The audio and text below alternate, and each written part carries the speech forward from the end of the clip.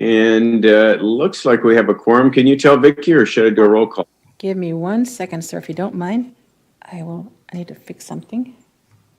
Carrie.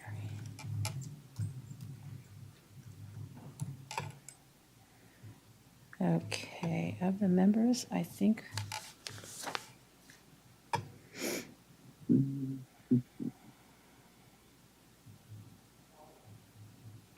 Yeah, they're all. I do think we have a quorum. And for the sake of roll call, are we going to ask to unmute their mics? Yeah, sure. Everyone- Go ahead, folks, and unmute your mics so that we can do a little roll call, and then you can remute them. And if you cannot, let me know. Yeah, I'd like to call to order a special meeting of the Redondo Beach Disaster Council. Roll call, please. Member Dr. Stratton? Absent. Member Dr. Gauch-Hill? Member Dr. Keller? We have a few more members coming in.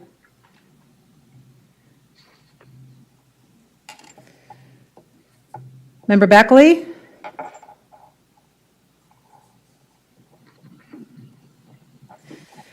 Member Knoll? Present. Member Elder? Present. Member On? Member Sharifi? Member Alderson? Present.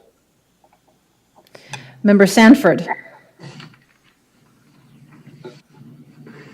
Member Sanford? I didn't hear you, but I see you. Member McKenzie? Present. Member Silverstrom? Here. Member Ketchum? I talked to him earlier. He's planning to come. Okay. Member Kaufman? Member Metzger? Present. Member Semen? Here. Member Wazansky? Here. Vice Chair Hefkin? Here. And Chair Brand? Here. Vicky, I think John Naylor qualifies as Chief Kaufman. You might call his name. He's I see him. I see him present. Okay, Ms. I'm here. Naylor, got it. All right, thank you. I would disagree with that. There's not a provision Thank you, sir. for alternates. And we discussed that. I think it may have been during the department head meeting. That's right. So Kaufman's absent. But thanks for tuning in, John. It'd be good to get your input regardless. He can participate, correct, Mike? Mayor, I'm here. Sorry, I was a little late there. Oh, got it. Sure, anyone can. It's a public meeting, so, and he's someone you would obviously want to ask questions of. It's just, he can't vote and doesn't count towards our quorum. Okay, great. We do have a quorum present. Looks like we got 11 people. Vicky, you got a quorum? Yes. Great. Thanks for joining us, everybody. This is, special meeting of the Disaster Council. It's a unique agency or group that the other cities don't have. We don't really have any power to do anything, although it's a great opportunity to share the information we have, share with you what the city's going through, get your feedback, and we can make recommendations to the city council if we feel the need. So with that, we don't have a flag up. We'll skip the salute to the flag. I got to do roll call votes on simple things, and we'll get through that quickly. But I'd like to get a motion to approve the order of agenda. I make a motion to approve the order of agenda, Dominic. Great. I second it, Tanya. Great. Thank you, Dominic. Thank you, Tanya. Any objections to our order of agenda? I'll just kind of do it that way. Is that okay, Mike? I could do a roll call vote, but I think for that, you're okay. okay. Thank you. There are no objections to the order of agenda. Not hearing any. Okay. Next up, blue folder items. These are items we added at the last minute. I don't think there are any. Are there any blue folder items, Joe? I haven't seen any. Don't know, Vicky, have we received any? No communications have been received by our officer, so I don't believe so. Great. So we'll move on to the consent calendar. There's 3 items. Really, it's an affidavit of posting, approval to read by title only, any resolutions, and we're approving the following disaster council meeting minutes. So if nobody's interested in discussing any of those, I'll entertain a motion to approve all 3 consent calendar items. Rebecca Elder, motion to approve. Great. Is there a second? Second. Is that John Alderson? No, it was Tom Backley. Tom, thank you, Tom. Yep. Okay, so there's a motion and a second. I'll do a roll call vote of people that I know that are here. Tom Backley. Aye. Dominic Knoll. Aye. Rebecca Elder. Aye. John Alderson. Aye. Alan Sanford. Aye. Tanya McKenzie. Aye. Bob Metzger. Aye. Thank you, Ted Simon. Yes, aye. Mike Witzansky. Aye. And Joe Hefkin. Aye. Did I miss anybody? Missed Commissioner Member Silverstrom. Oh, sorry, Silverstrom. I have that written down. Carrie? Oh, thank you. Okay. So we approved the consent calendar. Are there any, moving on to public participation on non-agenda items, are there any public comments? Vicki? I'm going to refresh really quick for e-comments. There are none under e-comments, but we have a gentleman by the name of Peter Rockwood, and he didn't stipulate which item he would speak under, so I'm going to admit him. Well, this is non-agenda items, so. He didn't advise us which item he wanted to speak on. Okay, So so. we can ask him. He's here. He's present. Let me see here. His name is Peter Rockwood. Okay. Give me just. Mr. Rockwood, if you can hear me, there we go. Mr. Rockwood? Aye.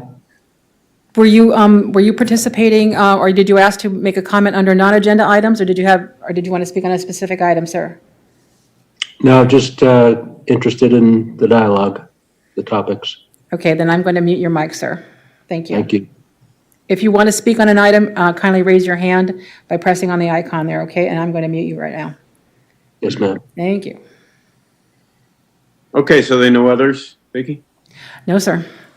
Okay, great. Well, again, welcome everybody. We're up to our items for discussion. The 4 items, the summary of our city emergency orders and any updates to the circumstances since our last meeting on May 27th, status of hospital admissions capacity and our COVID-19 testing efforts. I had a Facebook Live with Dr. Gaushill earlier today, so I don't know if she's going to be able to join us, but she had a lot of great information. I will note that Dr. Gauchel has joined us, effective Great. 3:09 p.m. Excellent. Thanks for joining us, Marianne. And then we're going to have a status report on county city recovery planning efforts, and then any future meetings of our disaster council. So some of these kind of meld into each other, but we'll start with the first item, summary of city emergency orders, and City Manager Joe Hefkin's going to cover that. Joe. Yes, good afternoon, everyone. Thanks for joining us. Here we are again. We have 2 continuing local emergencies. First is the response to the public health crisis, and the second is the local emergency declared related to the potential for civil unrest. So we don't really have any updates on the second one. It's really the first one that we've got some updates. I want to give you some updated information related to city operations, really kind of focusing on the things under the city's control. Since the last time the Disaster Council met, we pulled together an emergency order in response to the countywide closure of beaches and piers throughout LA County. That was June 30th. We then had the weekend closure in Redondo Beach of a few things along the coast, a Veterans Park and the associated parking lots.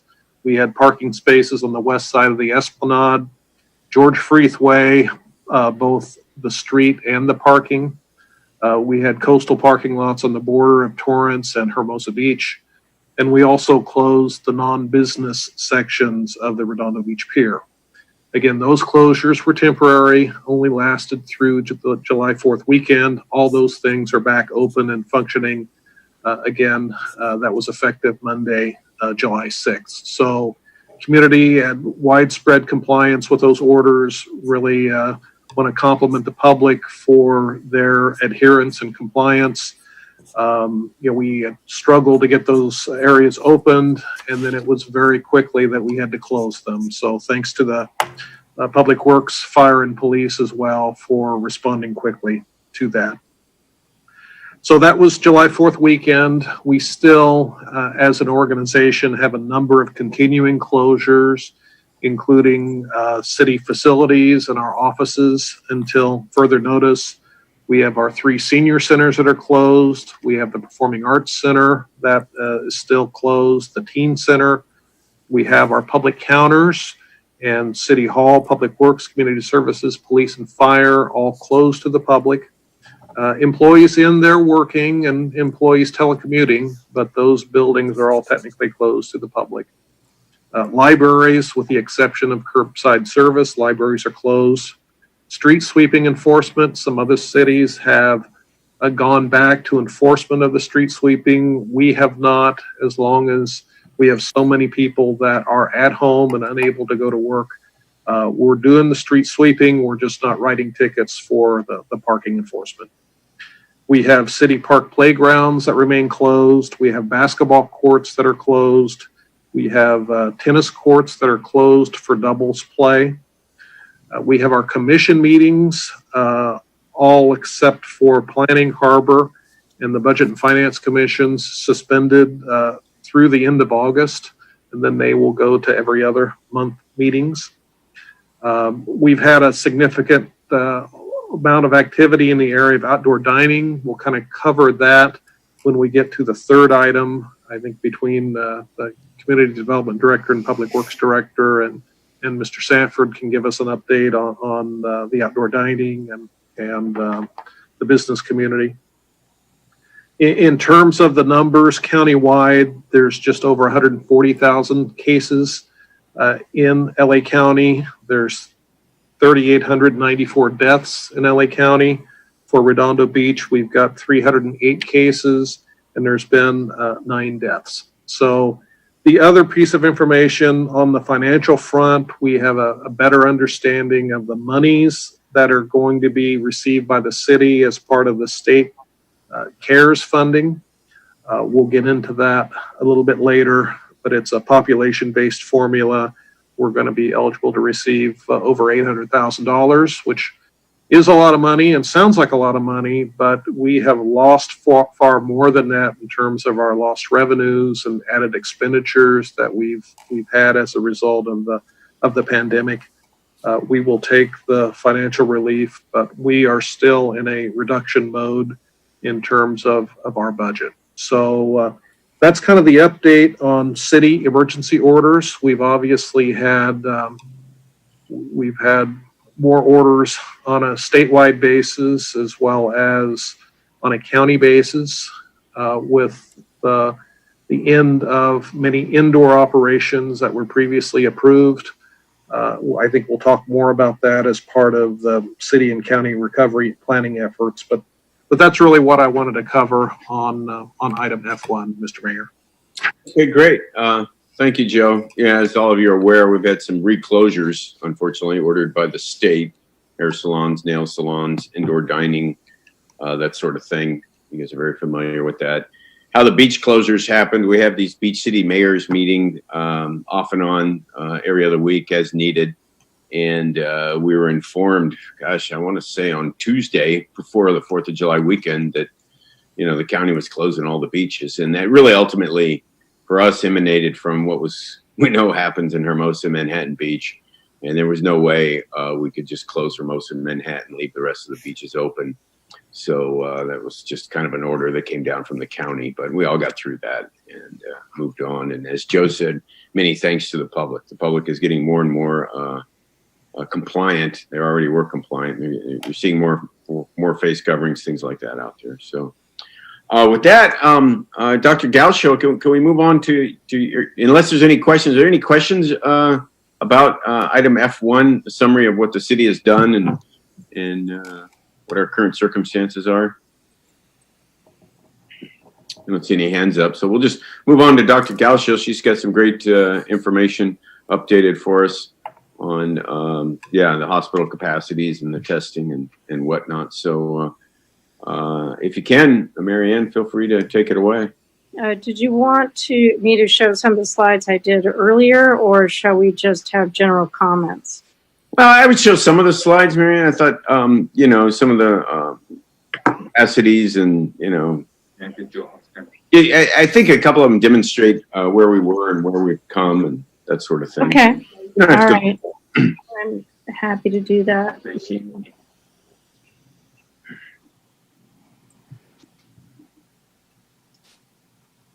Okay.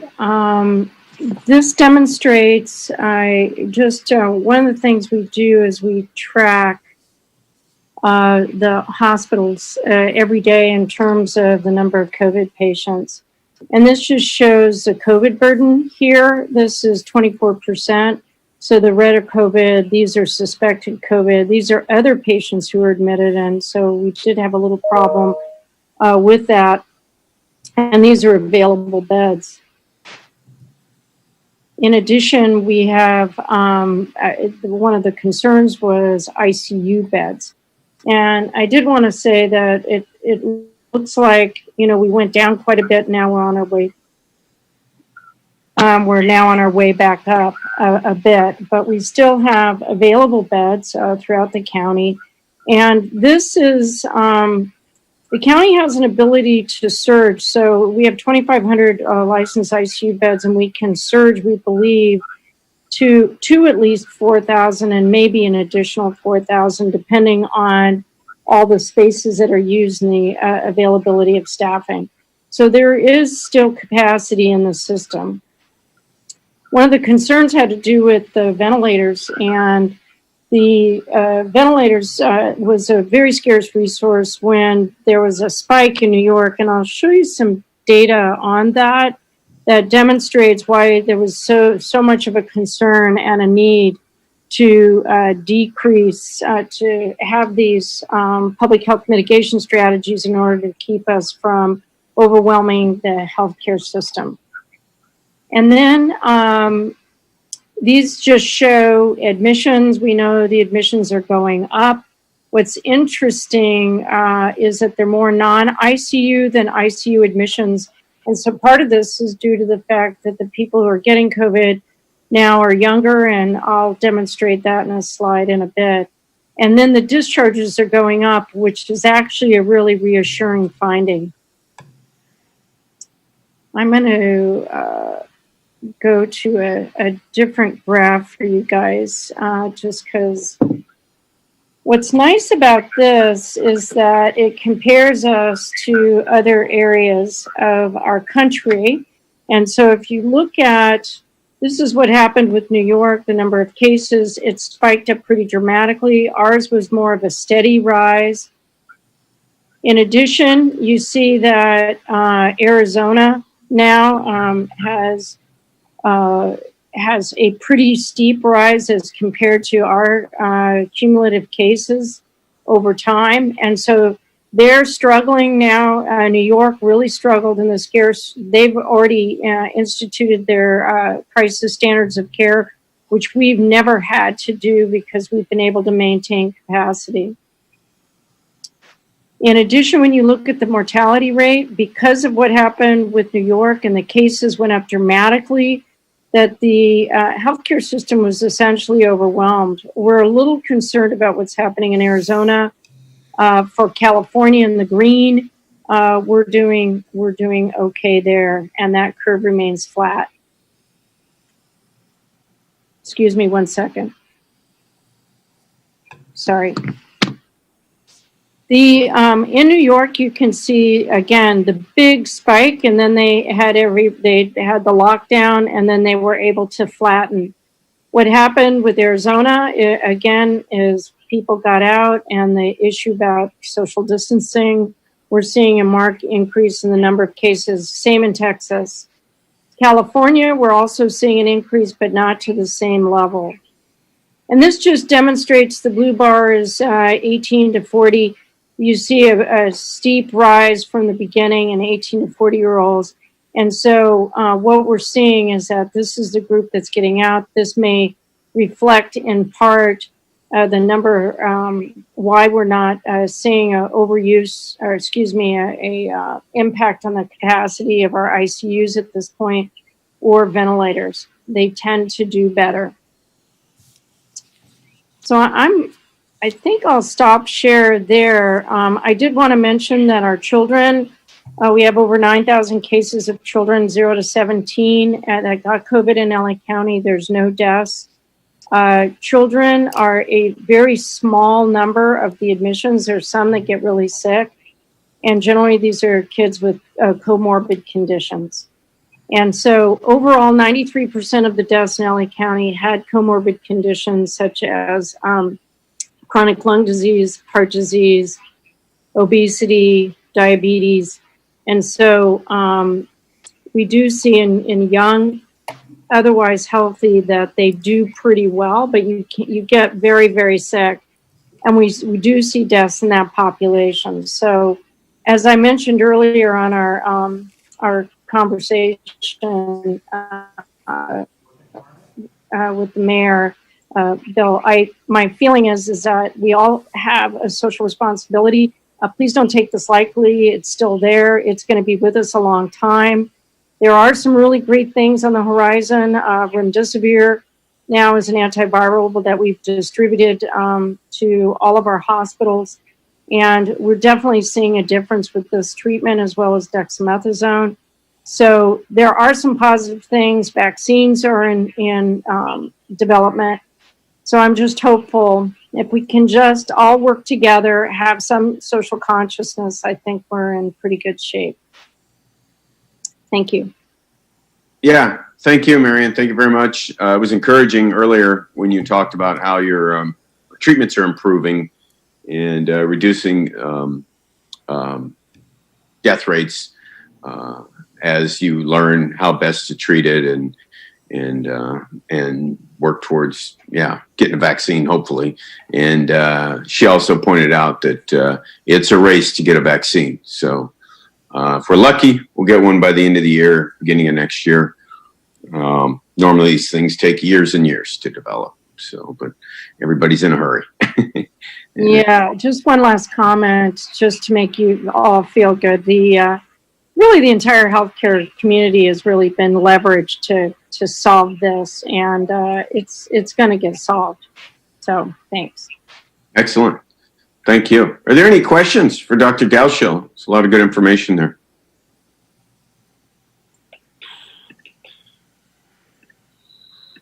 Okay, I'm not hearing any. You can ask them later if they come up. Mayor? Yeah, go ahead, Alan. Doctor, with all that intense data analysis, what's your gut instinct on the next 3 months and what it looks like as far as businesses being shut down and where we currently are versus in 90 days? Yeah, we predict in 4 weeks we're still going to have capacity. The numbers are going to continue to go up. We're trying to work with public health to ensure that we just don't shut everything down again, to work with our hospitals to keep them open. And it's really a tension between the health of the economy, the health of the public, and then the capacity of the healthcare system. That's the tension, and we're really trying to help balance that through our data and talking to our various stakeholders. So we're really trying to do this responsibly. I hope that's helpful. We don't see that we're going to overcome our capacity in the next 4 weeks, but we're watching it every day.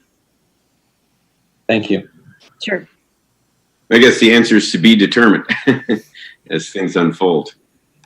Mayor, we have some information that we can share briefly if you'd like. Yeah, no, please do, Tom. Okay. Jacqueline, do you mind sharing? And Dr. Kim, you Yeah, can speak to some of these, obviously, too. feel free to share a screen or whatever you'd like. I don't know, Jacqueline or Dr. Kim, if you'd like to walk us through the first couple slides. Jacqueline, would you like to do that, or? Sure. Hi, everybody. I'm Jacqueline Sun. I'm the Senior Policy Analyst. I work with Beach Cities Health District. We've been tracking the data on the county level as well as the local level to break down what's happening in the South Bay and specifically in the beach cities. Joe mentioned some of these numbers today. These are updated yesterday, so today's data has not been released yet. So you see the total number of cases in LA County as well as the deaths. These trend lines right here are the average daily new cases in the past 7 weeks. We do average daily new cases and average deaths in the past 7 weeks to kind of normalize this curve and the trends and some of the lags that we're seeing. So this is data that's coming out from the county that we put into our spreadsheet and put into these graphs. But you'll see that our average daily number of cases is higher than it's been probably ever in this pandemic in LA County. And the county is reporting more deaths, especially last week. We saw a huge increase. Yesterday, there was 73 deaths reported in the county, a little bit of a backlog from over the weekend. You see these numbers from the beach cities. I'll show you in the next slide. Doing relatively well relative to the rest of the county, but at the same time, some sharp increases. So to orient you to this slide, these are cases per 100,000 in specific cities in the South Bay. We do cases per 100,000 so we can compare across cities with different population sizes. The black line is LA County as a whole. The blue line is Redondo, so you're doing relatively well compared to the rest of these cities. Red is Manhattan, green is Hermosa, gray is Torrance, and you have Inglewood in yellow and Hawthorne in orange. And while the beach cities are performing in terms of cases better than the rest of the county, I think that there's been the sharp incline in the past couple of weeks that we've seen across the county, but specifically we're tracking the data in the beach cities. This is another chart that breaks down the data a little bit more in terms of how we see the trends by week. So these are new cases by week, starting from when we started tracking this data. Again, Redondo is in blue. So you see that from the week of July 5th through 11th, there were 68 new cases that week. You kind of see the sharp increases as we have started opening up more sectors, more businesses. And so this is something that is a little bit alarming to us in terms of the new increases in cases. And similarly, this is the data broken down by month. And this is data as of July 14th. We see that as of July to date, we've already, for the most part, surpassed all of the cases that we've seen in June. And these are just some trends comparing some positivity rates, hospitalization numbers the county provides, as well as some of the local data from last month to this month, just a snapshot in time. LA County daily positivity rate has increased 61%. Today, I think we're close to 10% positivity rate in the past 7 days. About a month ago, we were at 5.6. We are at the health district, as you may know, operating one of the testing sites that is county run, that we're able to track some of that positivity rate on the local level in the South Bay. That number has been as low as 2% positivity rate in May, and now we're at 7.5. About a month ago, we were at 6.3, so that's about a 20% increase. Cases in the beach cities have more than doubled in the past month. Hospitalization, we've seen 50% increases. I know that yesterday we had one of the highest numbers of hospitalizations that we've seen in the county since the beginning of this pandemic. And the daily new case count also, as you've noticed, and from the charts that we've displayed, have increased almost 100%. So that's some of the local data. Tom, I don't know, or Dr. Kim, if you wanted to add some of your insights from what you're seeing. Yeah, just briefly, I think our local hospitals, as Dr. Gauchel mentioned as well, that the hospital situation in LA County so far is of concern, but we seem to have space. That really is the case in the South Bay. I'm not sure about Providence right now, but but Torrance Memorial is doing fine. We have seen an increase in the admissions early July. I think there were 33, and then it dropped down to 30 inpatient COVID patients on July 7th, and just the other day we're up to 50. But that's still a lot of room, and as Dr. Gauchel mentioned, it's a younger population, not requiring ventilators. I think about maybe just around 20% in ICU get on a ventilator. So we'll see where it goes in the next couple weeks, 4 weeks, but hopefully we can hold on, and if everybody is socially responsible, wearing our mask and do what we need to do out there, come together as a community, I think we're going to get through this. Great. Thank you, Dr. Kim. Thank you, Jacqueline and Tom. It's great information. And it's consistent with what I'm hearing. I talked to the CEOs at the hospitals a few days ago, and they said, yes, we've had an increase. Neither hospital, Little Company, or Torrance Memorial are back to where they were in the very beginning, but they have seen the increases, doubling and even quadrupling, but not back to where they were in the beginning of this. So, as I've said a couple times, we did not expect it not to increase once we started opening things up, but it has increased a little bit too quickly. And it's caused the state to, require us to reclose some things. So a lot of smart people looking at a lot of data, throttling all this as needed. And meanwhile, with the understanding we're all in uncharted territory. I'm on the sanitation district board, and we had a meeting just earlier this afternoon. I've been in meetings all day. It was fascinating data where they're testing the wastewater influent to their wastewater systems, and they can see the COVID in it. I'm going to try to share this screen. Bear with me and see if I can share this with everybody. It's pretty interesting. Can you see that? Can everyone see that? Yeah. Yes. Yeah. So basically what that is I'll just read the title. Coronavirus and sewage had inlet to 2 wastewater treatment plants. These are very large wastewater treatment plants. The Joint Water Pollution Control Plant is in Carson. I forgot how many millions of people that serves in the county of Los Angeles. San Jose Creek is in San Bernardino. And as you can see, there's been a significant uptick in coronavirus in the population based on what they see in the wastewater. One of the points that Robert Ferranti, who's the chief engineer and general manager of LA County Sanitation District, gave this presentation, was that, and they're confirming this with the University of Arizona, that once the coronavirus passes through the digestive system of a human, it's inactive, or whatever the proper terminology is. So there is no danger to sewage, but the sewage is, and they're doing this all over the world, a good indicator of the presence and how much of the coronavirus is in the community.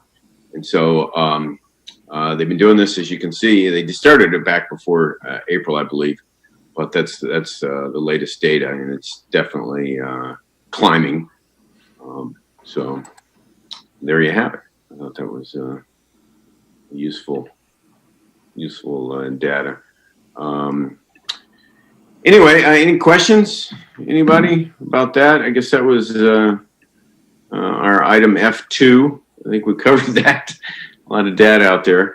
I guess I'll ask Dr. Gauchel. Well, I mean, I guess she answered it already. Is what's the most important metric? I guess they're all important, and what's most important is to take them in conjunction with them all to get an idea of where we're at with everything. So I'll spare you that question if I answered it properly. Can I ask, Mayor, can I ask one question on that data? Sorry, I just want to be particular. Just for context on that data, just is my math right that 0.004% of the total confirmed cases in LA are South Bay? 680 of 140,000 for your first slide? I think that was Dr. Gauchel's slide, or? Jacqueline's slide, the beach cities first slide. Yeah, it's 600 and as of yesterday, 638 in just the beach cities, so the Hermosa, Manhattan, Redondo of the 140,000. And this is since this thing began. So total 0.00. Cumulative numbers. Okay, thanks. Yeah, careful using the South Bay term, Alan. You know, it's South Bay is a subregion, and it's made up of Inglewood, Hawthorne, Lawndale, Gardena, Manhattan, Hermosa, Redondo, Torrance. I'm sure I'm leaving some cities out, so probably best to just term it as the beach cities. Correct. Sorry. You know, just so you know, because other people would hear South Bay and they would think you'd be including all that. Got it. Hey, Bill, I wanted to ask Tom and Jacqueline about the availability of tests. You know, are you, if someone calls and I want to get tested or make an appointment, how long are they having to wait? And then the wait time seems like it varies in terms of the results, but if you could talk a little bit about those two items. Yeah, our testing capacity at 514 Prospect at our property there at Prospect and Barrel is 500 tests a day is the allotment that we'd get from the county.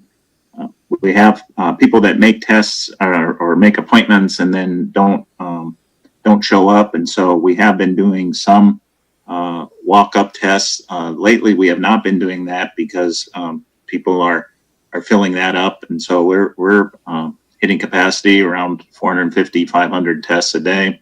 It's about a 2-day turnaround, and so it's a fairly quick turnaround. We're on our second or third lab now with LA County. And then LA County is getting ready to revise the test reservation system. That's happening today, right, Jacqueline, or tomorrow? Right. And so stay tuned there as we kind of get that sorted out. But our plan is to continue to test in the South Bay at our property, definitely through July and probably through August. We're going to see how that goes. We obviously had great relationship with John in South Bay Galleria. We were able to do that there for 2 months. And then in June, we came over to our building. And so we're going to keep testing for a while there. It's difficult to get a test. They go quickly. So if people are interested in a test, they should monitor the website, and they open them up for a couple days at a time. And then they do sell out. If there's an issue with first responders or particular issues, we are able to help people out. So that's a resource to the cities, of course. But that's where we stand on testing. Jacqueline, I don't know if there's anything to add. I would say that the county is urging people with providers and insurance to contact their providers first. There's a health officer order that's having the providers, making sure that the providers are providing access to tests for their patient population, which is going to go into effect at the end of this month, hoping that will increase a little bit more capacity if providers with people with insurance are actually going to be able to go through those routes, because part of that it's important because, you get those test results back, and if they're positive, none of that is tied back to your healthcare provider in terms of being able to give you direction on best course of action and treatment. And so, I think the county is trying to find ways to integrate some of that back into the healthcare system more generally. Today at the county briefing, the county announced, they talked a lot about equity testing access in hotspot areas. People were disproportionately affected by COVID, and they're increasing 65% increase in their capacity, but mostly to areas that are hotspots, disproportionate impacts of COVID. They're opening new sites in Montebello, Southgate, Azusa, Panorama City, Compton, Downey, Norwalk area, and increasing capacity at some of the existing sites. So that's trying as a county strategy to address some of the disparities in the testing access in terms of communities of color and poverty. And so, I think that there's a little bit of, as we have seen more cases, the demand for testing obviously has increased. And so part of that is a little bit of education of the utility of a test. What a negative test only tells you that you're negative for that day. People still need to abide by those quarantine orders, even if they get a negative test, and also who needs to get tested versus people that just want to get tested, and really going to your provider to talk some of that through.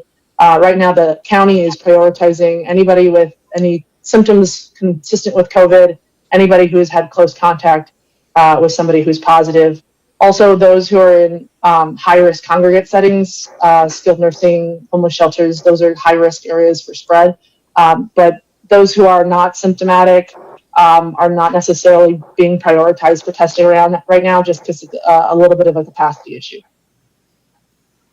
What about antibodies? Where can we get that testing done? Yeah, I think that antibody testing, and I know that there's probably people on this call that can speak more to it. I think the science has been a little inconsistent about what the antibody test does tell you.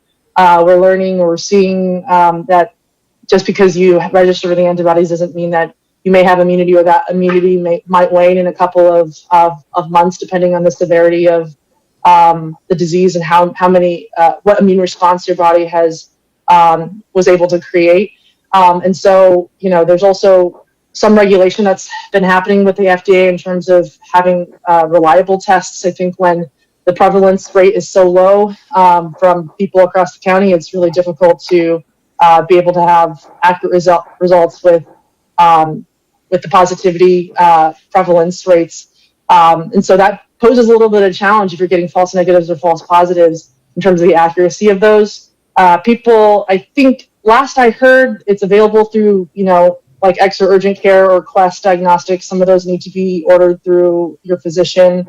I know that I've heard that like Kaiser will do it if you have that ordered through your physician.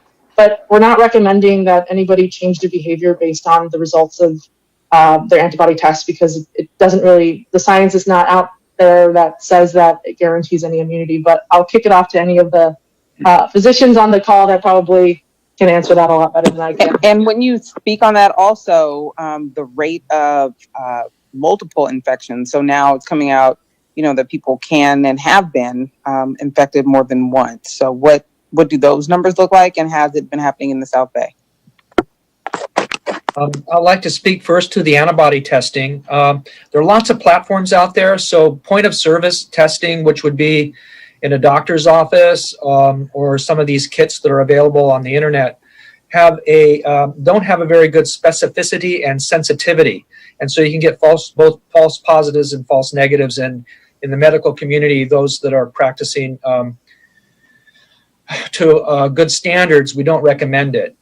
Some of the larger labs, such as LabCorp and Quest, have fantastic platforms which have a very high specificity and sensitivity. And so if you need antibody testing or require it for traveling or whatever, I have a fellow who wants to go fishing in Alaska. He had COVID-19. He's negative now, but needs to prove that he's able to go. So we did an antibody test for him at Quest. With respect to reinfection, Dr. Gauchil might speak to that, but as far as I know, we're not seeing reinfection once you've had it. I think it's the antibodies that we develop protect you, at least for now. There are a couple of studies coming out of various countries and organizations that show those that are super sick with this bug tend to have higher levels of antibodies that could last longer than those that have mild infection, but this is still stuff in the works. I think over the next couple of months and year, we'll know so much more about how humans respond to this virus. Thank Yeah, you. do you want to comment on that, Dr. Gauchil? Yeah, just a brief comment. There were a couple cases. There was one in Korea and there was one in China, but the issue about reinfection, it's not really clear. And the reinfection rate is either zero or extremely low, is what we know right now. But, as we gain more time, we might have a better handle on that. The antibody tests are problematic because it's not clear what that means and how long it confers immunity.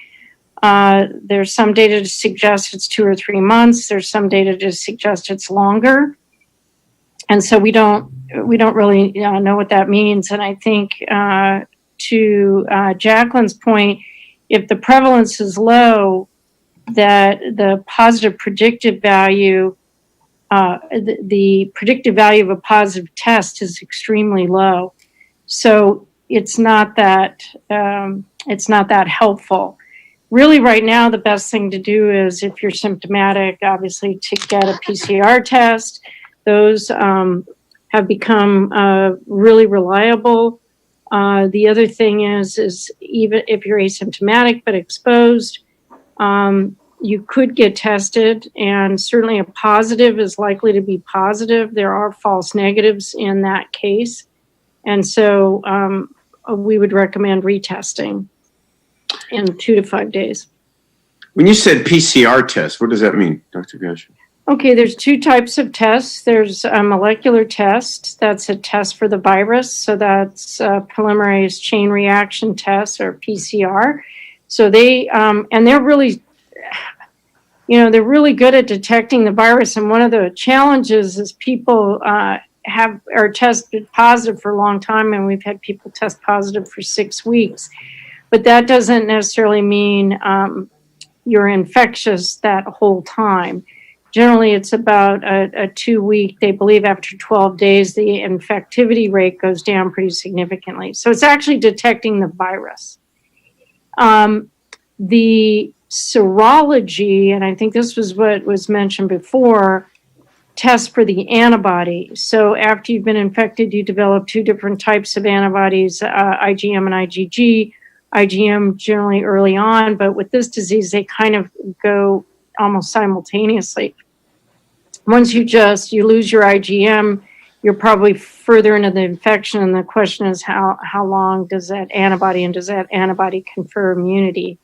So we just don't have enough data to say that. So I wish I could be more definitive. Does that help? So there's 2 types of tests. Yeah, one for the PCR. virus. Yeah, PCRs. We're doing to see if they're positive or negative, and the serological test, IgM and IgTT, is an antibody test. Correct. Yeah. Okay. And we're doing currently the PCR test in Redondo, correct? Most everybody is doing PCR testing, like all the hospitals are doing PCR testing. It's typically public health that does the antibody testing, because they're trying to look at what is the prevalence of how many people have gotten infected. And they've done 2 studies. One showed it around between 2 and 4%. And so it's somewhere in that range, but I'm certain that is gone up, because we're seeing a testing rate in the range overall in LA County around 9 to 10%. 11%. But yes, the test that we're doing through LA County is a PCR test, diagnostic test. Mm-hmm. Okay. All right. Well, let's move on. I guess to item F3. Thanks for all that data and those questions. The 3rd item is a status of our recovery planning efforts, and as it pertains to Redondo Beach. I guess maybe Ted Simon or Brandy Forbes, you were going to discuss this? Just before you move on, sir, I just wanted to mention that there were no e-comments submitted for that item, and there were no public requests to speak, for the record. And also members Ketchum, Sharifi, and On joined our meeting in the meanwhile, just for the record. Thank you, sir. Great. Sorry Thank for the interruption. No worries. Thanks for reminding me. Okay. Thank you, Mayor. I can go ahead and lead off on our part. Simon is our Director of Public Works, everyone. Thank you. Thank you, Mayor. We were reached out to by the Riviera Village Association in an attempt to try to address or assist the businesses, especially with a prior restriction that had restaurants at 50% capacity. And we have been working with them to try to expand that into outdoor dining. And on June the 30th, basically effective July the 1st, we were able to approve some parklet areas to allow them to utilize the parking in certain locations along Catalina. That phase 1, we'll call it, had been successfully implemented for the 4th of July weekend. It was just in time because the governor at that point shut down all indoor dining for the entire weekend, for the 3 weeks, I should say. So that became integral to them. We've been also working with them on an expansion And yesterday evening or afternoon, I received an expanded area for the parklets to have some outdoor dining. Right now, we've received a waiver, thanks to Brandy's efforts, from the Coastal Commission to be able to utilize any and all the parking spaces along Catalina between Avenue I and PV Boulevard. And therefore, we're working with the Riviera Village Association to see where they want to expand some of those parklets to try to provide opportunities for the businesses there to use that. So right now, you've got a significant number of restaurants that are participating. It has been very successful, and Alan may speak more to that if needed. But that's been our effort. And we've also reached out to a couple of businesses that have asked about utilizing some of the public right-of-way, the sidewalks in particular, where we do have a sidewalk dining permit process that's available to them. And we've given them packets of information and just await their responses to try to implement that. The work that's going on in Riviera Village is truly connected to the COVID situation. Anywhere else that they have appropriate sidewalk, that is not related and connected to COVID and may be approved for longer durations as well. Okay, great. Thank you, Ted. Maybe I'll turn to, Mo Sharifi and Tanya McKenzie out in North Redondo. Has there been any noise in the restaurants in North Redondo for doing this sort of outdoor dining, either in the parking areas? We actually just got the updates from, I think, Dan Elder, to be able to have more outdoor space. And I visited some of the businesses here, and they're creating more outdoor spacing. So like the natural food spot, they use their parking lot in the back and, got a tent and some chairs and whatnot. So it just gives people an opportunity to be a lot more flexible. And they're thinking outside of the box on how they can, make it work, which is probably something that they should have been doing in the first place, right? We are in beach cities and it's beautiful outside. There's no reason to be indoors when we do have that space to utilize. So we got the information, and I'll be sharing it on our NRBBA call tomorrow, but the temporary use permits, and we'll be, widely distributing that information to make sure that anybody that has not or that has been worried about being able to do that is able to do it. But for the most part, people are just being a lot more creative with their space. And of course, there's some places that have not opened up, which is a worry, like Minchie's, right? Great place for the kids to go. And now that the bike path is complete, it would be great for a great place to go and for the kids to at least see each other since school's been out, but they haven't opened back up. So, we have these places that just have not opened back up, that are worried, that were worried even before the reclosure. So we don't even know what that looks like. So I'm sure there'll be people on the call tomorrow, expressing their sorrow in that. But then we've also had businesses that thought they weren't going to make it, come up with some creative ways, like the cooking school. They're doing kids camp. And as far as I know, it's been going okay. But we'll get a better check-in tomorrow. So just a lot of creativity, a little hopelessness, a little sadness, but also, a lot of support for the small businesses. And there's even a new business over at Delpage Park in that business complex. So that's been a win, right? So we just, kind of take the wins with the losses and try to keep everybody up to date and keep all of their options open to bring a lot more hope to the area. Well, that's kind of the point of the disaster counts, keep everybody up to date and information that, you never know what you're going to be able to hear and see and use. But let me ask Brandy, do they need temporary use permits to do some of the stuff that's going on out in North Redondo, or can they just... Yeah, so I'm Brandy Forbes. I'm the Director of Community Development. They do, to utilize the private property space, so the parking lot or any maybe landscaped area that they have, they will need to submit an application for a temporary use permit. The City Council has selected to waive the fee for that. So it's just really getting the information to us, showing that you have the county protocol form, and making sure we understand what the layout is. I wanted to add that we just, since the state and the county have come out with the orders this week on other businesses that are not allowed to do indoor any indoor business, we have we've also got an application packet for those non-restaurant businesses, so that they can also, for example, a gym might be able to use their parking lot. We had a dance school that's already shown interest in being able to have some of that space utilized so that they can still have some of their business activities going on.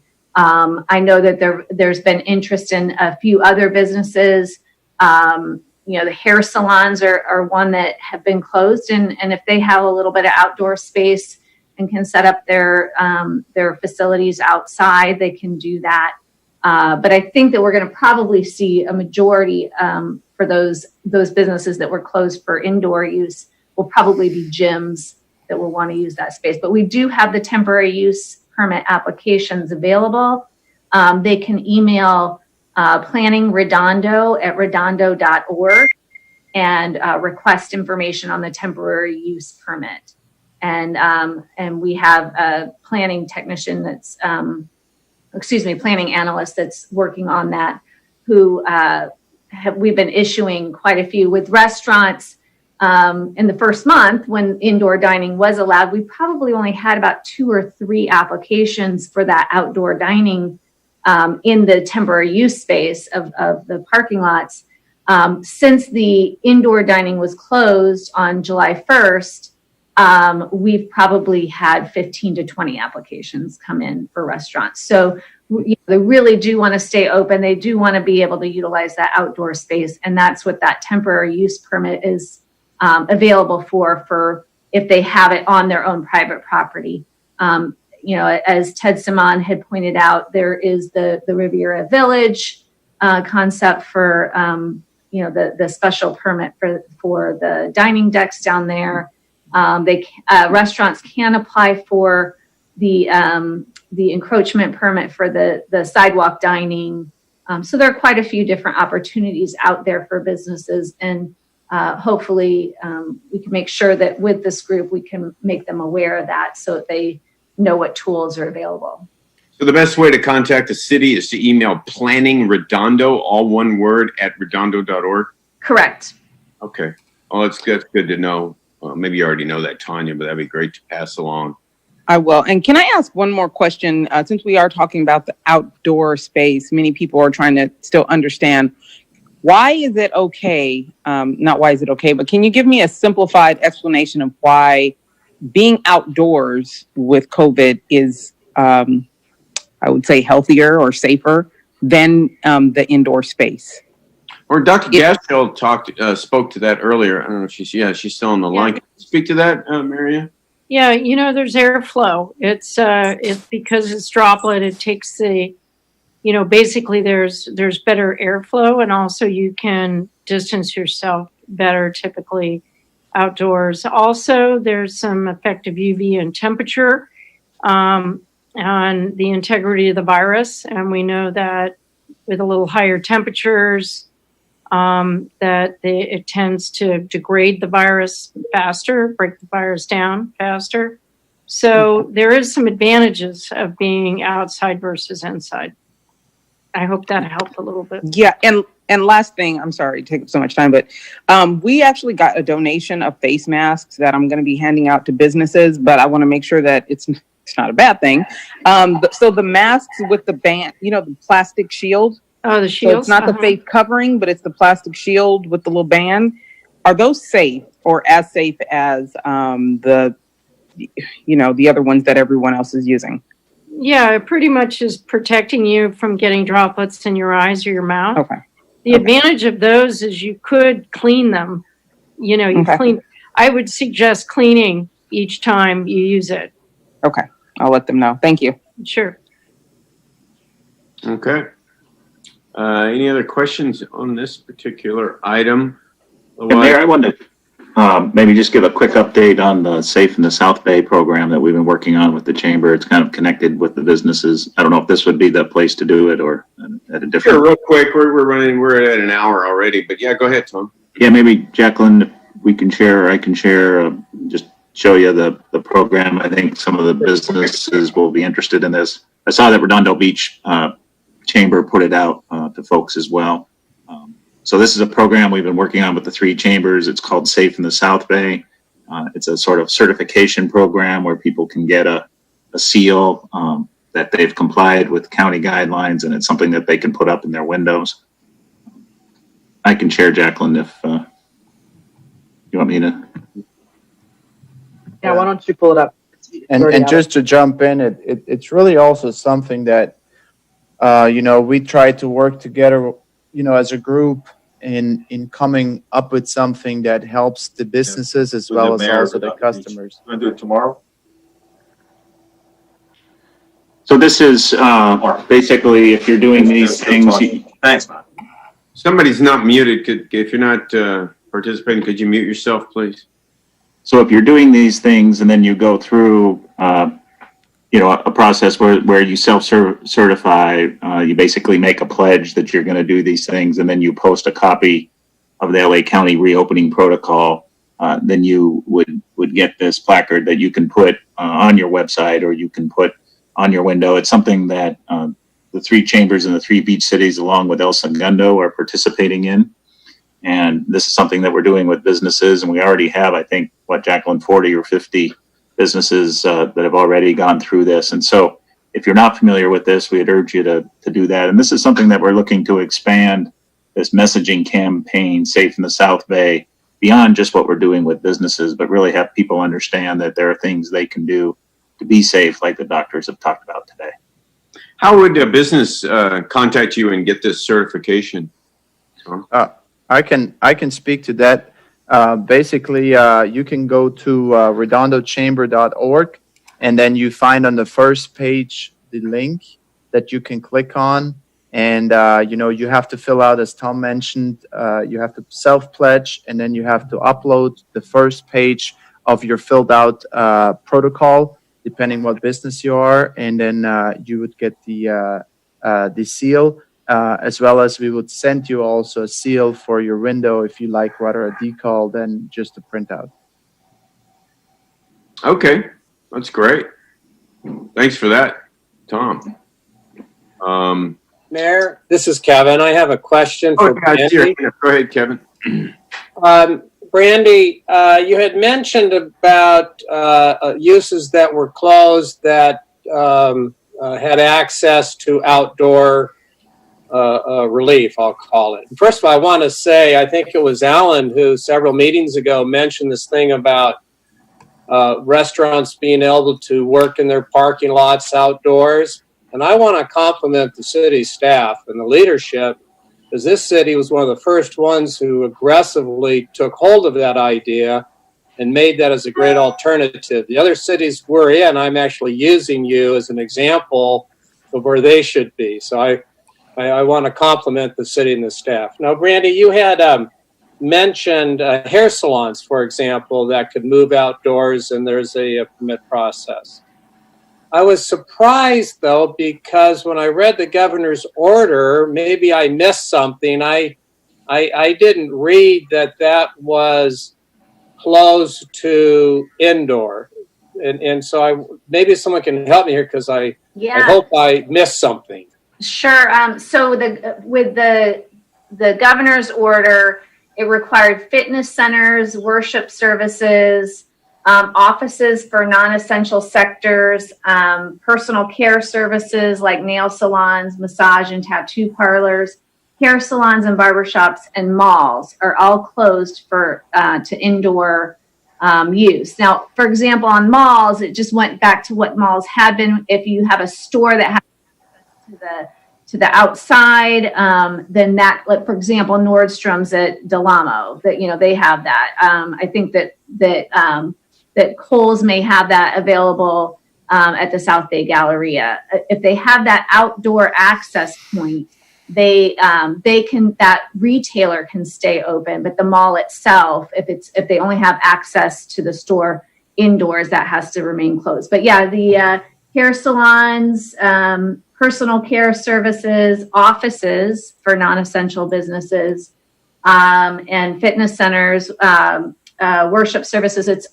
They're only allowed to to modify their operations for outside operations or for pickup, for example, for the stores at the malls, which is, I think, similar to what they had before. So those are the sectors that were newly closed on Monday by the government. Knew that, but that's great to hear, though, that the hair salons and things like that have recourse to outdoors if they can figure that out. Before, Right. I know a lot of them just shut down. Yeah, and like I said, that's that temporary use permit. They need to have an outdoor space on their property to apply for that. But you know, we're trying what we can to try and keep businesses open. And you're right, absolutely right, Alan Sanford. I want to thank you very much for putting this idea on the table at the very first disaster council meeting, because that got us thinking as a municipality. So having this council really made a difference in getting those processes up and running. Hey, we did something. We'll put our feather in our cap. Brandy, I just got one note on that. And just a note for everybody. I talked about it at the very beginning. It's going to get worse right now. So I've had to put up one of my businesses for sale, St. Rock, because it doesn't have that outdoor option. And if we didn't do that in the Riviera, there's a fair amount of businesses that would already be up for sale right now. And I would urge that the city think through this, because it's really your sales tax revenue that's going to get depleted as well if we don't get these guys up and running. We have the Salon Riviera that called me yesterday that asked about the parklet situation. And I think it's harder than everybody thinks to find out the rules, right? So where does Victoria, who owns the salon, go to even ask if she can do it outside, right? So it's up to us to kind of get that information out there. We can build those parklets we built 7,000 square feet in 2 days. And I want to get as many businesses going that aren't just restaurants, but retail too. The Study Hut on Avenue I, we're going to be building next week. I just want everybody to understand that this doesn't feel as bad as the last wave, but it's actually worse. All the money's gone. We all spent the money getting our staff back in, getting perishables back in, and now it's going to get real bad for businesses. So the quicker we can do this, the better. And for the city staff and council, you guys might want to think about a program that repays itself so that you can increase your tax revenue, because you're going to see a sharp decline pretty soon. Nobody's selling anything. And if you go down to the Riviera right now, business is being done. So the more of this space you can upfront get going, the better it's going to be for the city. And what we did with the bid and the RVA, we created a self-sustaining situation where the RVA paid the upfront cost, but the restaurants are paying it back over time. So on a city level, you might want to think about that. Because in 2 months or 3 months, if this thing's not better, I'm pretty sure you're going to have 75% of the restaurants going dark. So I just kind of want to stress that we were ahead of the ball. We were ahead of the game. I'd love to stay ahead of the game and stay at the front of the pack and really move this forward. Sounds like what you're advocating, Alan, is for us to do more outreach to these businesses to tell them that this is an option if they've got the outdoor space, like Victoria at Salon. Yeah, it's not just that, it's a cash flow issue, right? So the RVA really was the hero in this situation. That bid came up with some upfront money to pay the hard costs. Now the restaurants are paying them back. And if you saw last week and the weekend before, those restaurants are now creating revenue whereby they can pay back these upfront costs over time. So we created an economic model that works for itself. And the positive ramification is that the city participates in the sales tax. Most of these small businesses, they don't have the upfront money right now. They already spent it. So that's what I see right now, is that most of these small businesses, they really want to participate. But other than the bid and the RVA and down in the Riviera, there's no body or there's no way for them to even get a loan, right? There's no liquidity in our times. So that's going to be the major hurdle to get over. And if the city can somehow figure it out, or if there's a grant program from the state or something like that, it eventually gets paid back, but it's an upfront subsidy. So that would be the challenge that I think would be unbelievably helpful to all the small businesses that aren't participating right now. Yeah, Mayor, this is Kevin again. I'd like to follow up on what Alan was saying about businesses in distress this time versus before. Before, a lot of us small businesses, we did have Fed programs we can draw on. The PPP, for example, which was designed to make it so we could keep employees on staff and full paychecks. That was a primary reason for that program. Those programs are gone. All of those businesses that got their PPP, that period ended for most of them, started July. And like Alan mentioned, a lot of companies have spent a lot of money repositioning themselves, meeting all the safety protocol, hygiene protocols, absorb the restructuring of staff, the staggered work schedule sounds great, but that's very hard to implement. But businesses have spent a lot of money. At the same time, their cash flow has been diminished. But now those programs, for the most part, are going to be gone. And so now when the governor says, okay, restaurants, you got to shut down again, for example, the only recourse now for those employees that are going to have to be furloughed is going to be unemployment again. So it behooves us. I don't know how long, and maybe someone asked this question, and I'm sorry for late getting on. Is anyone projecting how long this current shutdown is going to last? Because if I'm just letting you all know, like I think Alan, you were alluding to, if this goes on for more than weeks, it's going to be devastating, a lot worse than what we experienced in the first ramp up here in April and May and June. Well, my understanding is this latest shutdown is for 3 weeks. And I think we're a week into it, if I'm not mistaken, or 10 days. I thought we're a day into it. I'm sorry? Didn't the governor just shut all this stuff down 2 days ago on the 13th? Joe or Mike Wazansky, do you guys have the details on that? Yeah, my understanding is that the governor's initial action kind of during the July 4th timeframe was a 3-week shutdown.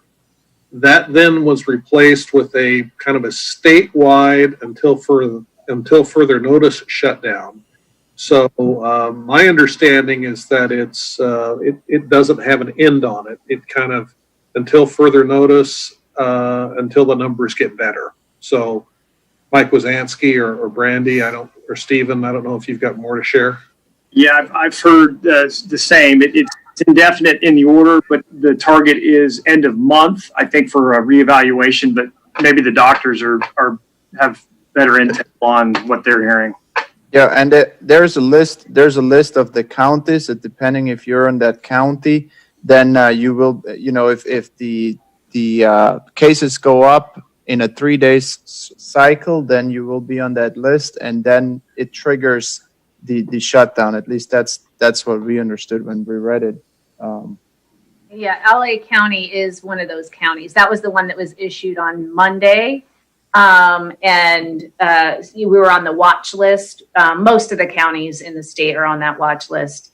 And LA County. So the businesses I listed earlier, those are the ones that were shut down as of Monday if your county is on a watch list. So that was just inevitable for LA County that those were going to be shut down. For an indefinite amount of time, but targeting the end of the It's month. until further notice. Mm-hmm. Yeah.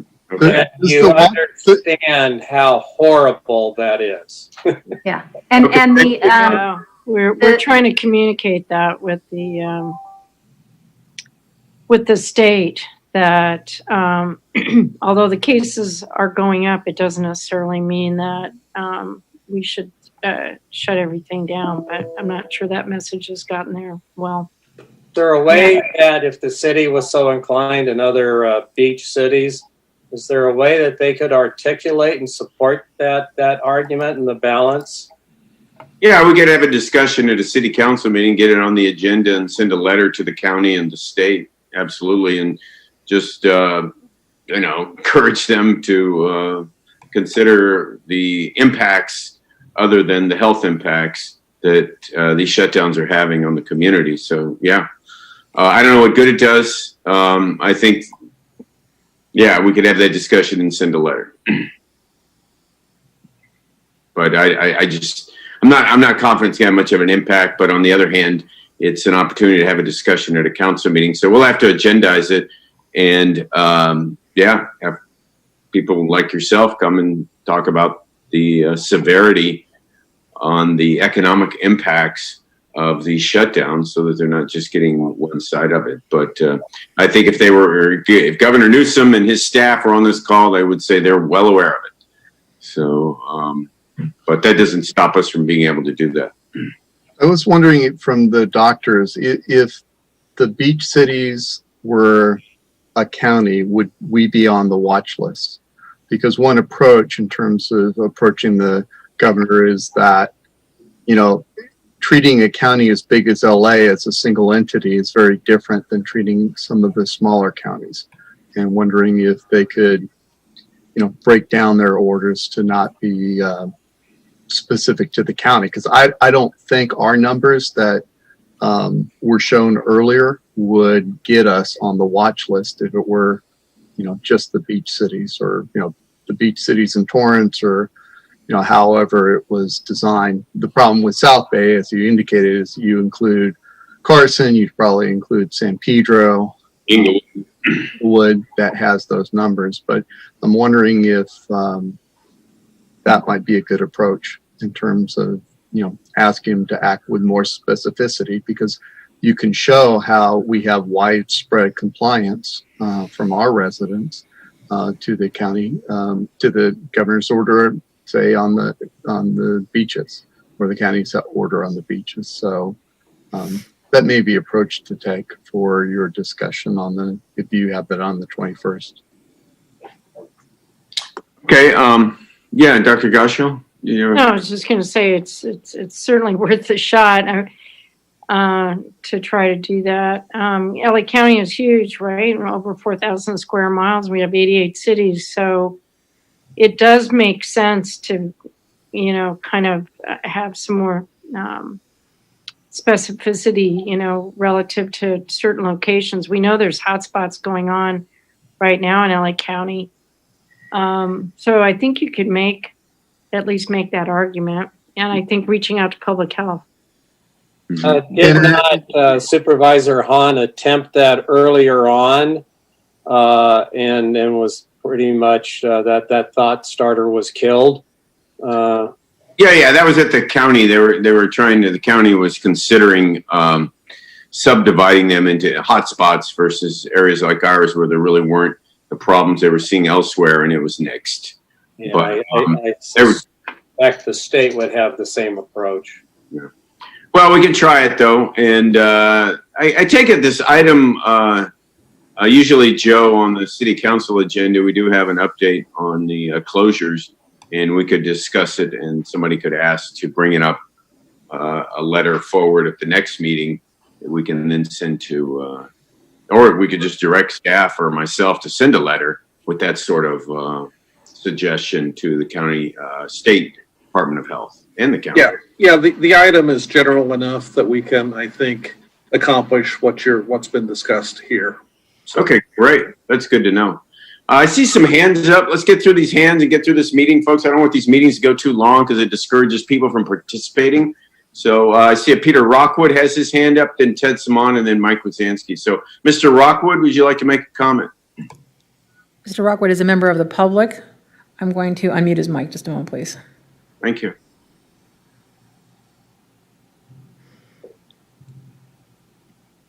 Hello? Mr. Rockwood, you should be on. You got a comment on this item, sir? Hi, can you hear me? Yes. Yes, we can hear you. I'm sorry. Yes, thank you, Mr. Mayor, and everyone on board here. Quick question, and I'll make it brief, but I was wondering, this is probably for Joe.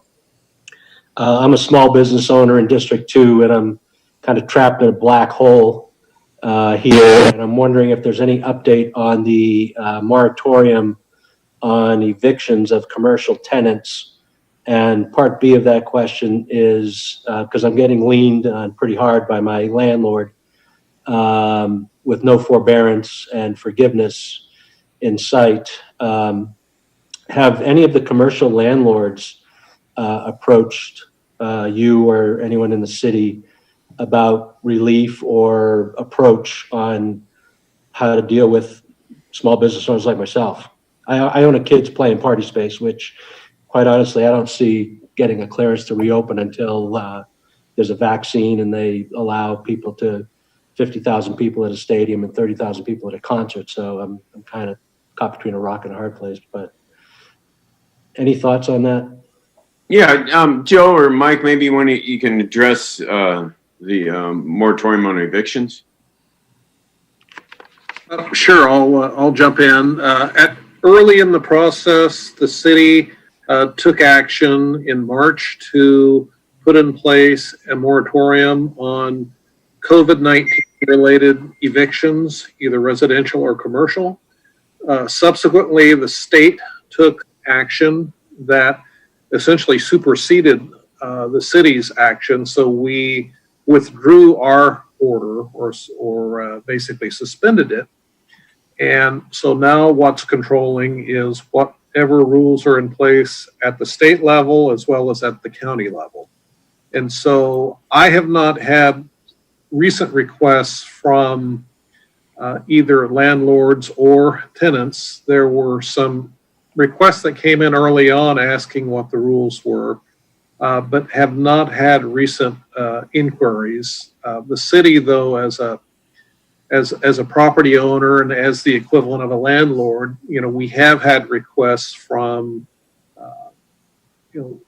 businesses at the waterfront asking for deferment.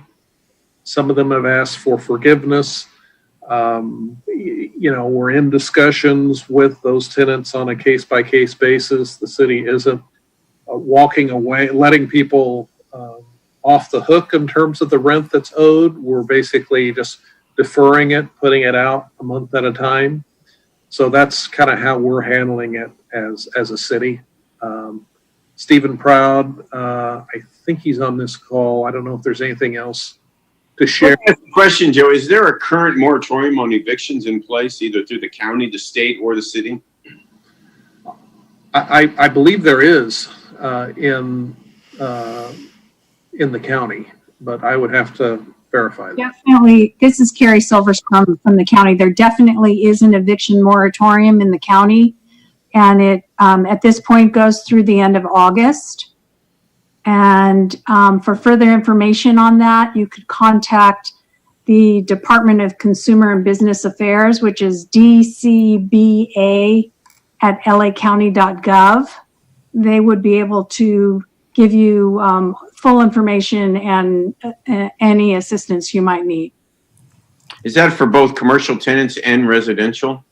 It is, but there are some limitations on commercial based upon the size, but Mr. Rockwood sounds like he's a small business owner. I think it would apply, but I would definitely contact the DCBA. Great, thanks for chiming in, Carrie. And the other thing is that that's not something that the courts are handling. The courts are, handling very limited matters right now. So even if the landlord wanted to proceed with an eviction, they're not going to be able to do so. Yeah, I don't know of any rent relief, Peter, but hopefully that information helps you.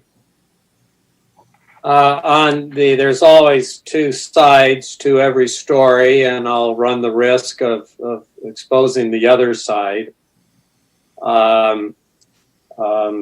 There are a lot of tenants who can't afford to pay and are taking advantage of this moratorium not to.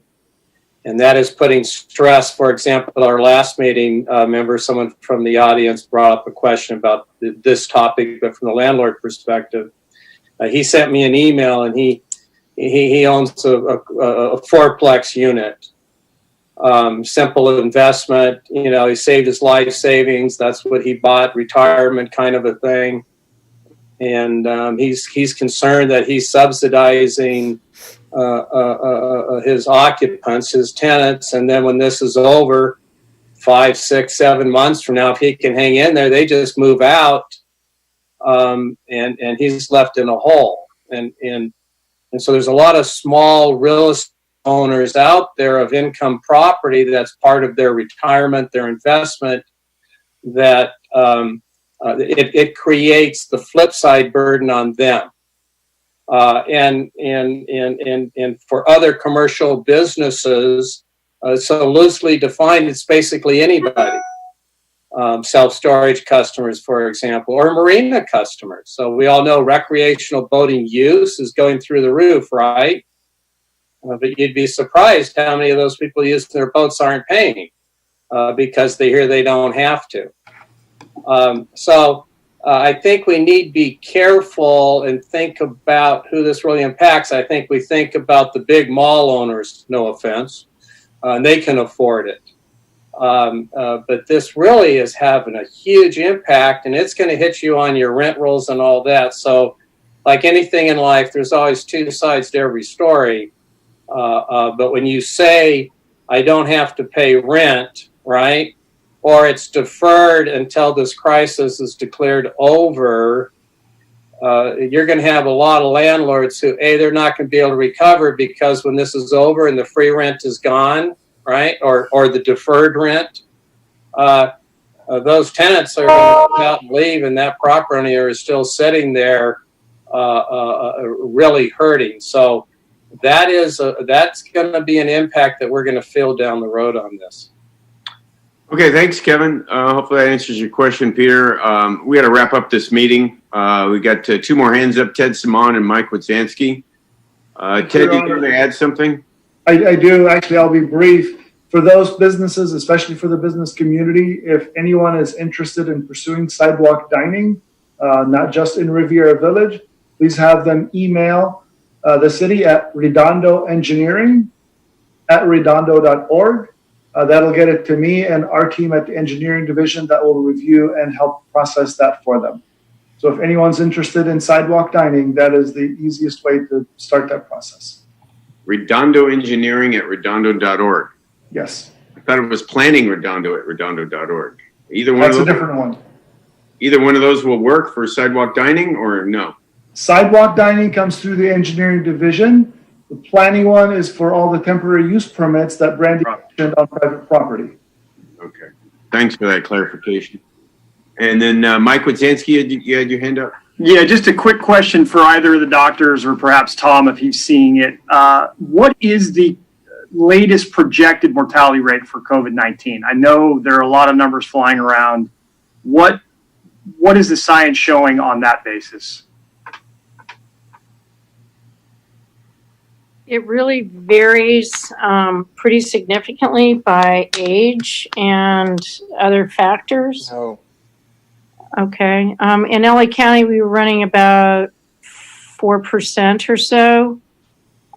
It's way less than that for most age groups. So I'd have to, and I know the mortality rate looks like it's going down, which makes sense because the number of positive cases are going up and we have more testing. So, I mean, when you look at children, nobody died under the age of 17. So that's very different than if you're over 65. So, and then if you have comorbidities, you know, it's even higher. So it really, I don't think it's a simple answer. Sorry. That's why I'm asking the question. Yeah, I mean, for most young adults, it's very low.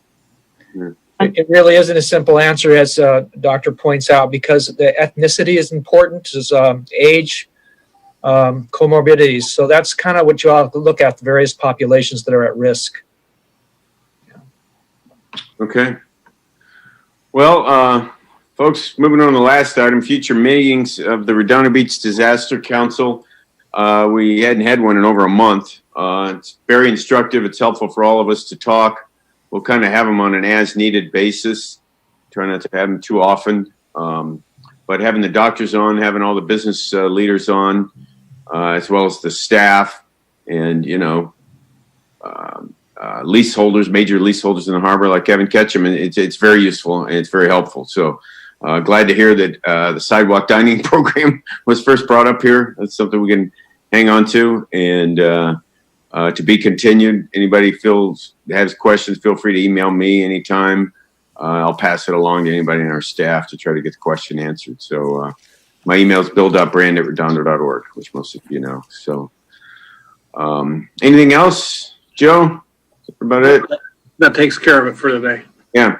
Thanks, you guys. Thanks for joining us. I'll entertain a motion to adjourn. I'll second. Or I'll make a motion. Thank you, Rebecca. Second. And second by Dominique. Anybody opposed to adjourning? Leave it at that. Okay, well, thanks, everybody. Be safe out there. And Thanks, everyone. We'll be Bye. Thank you. Thank you. you. as needed. Adios.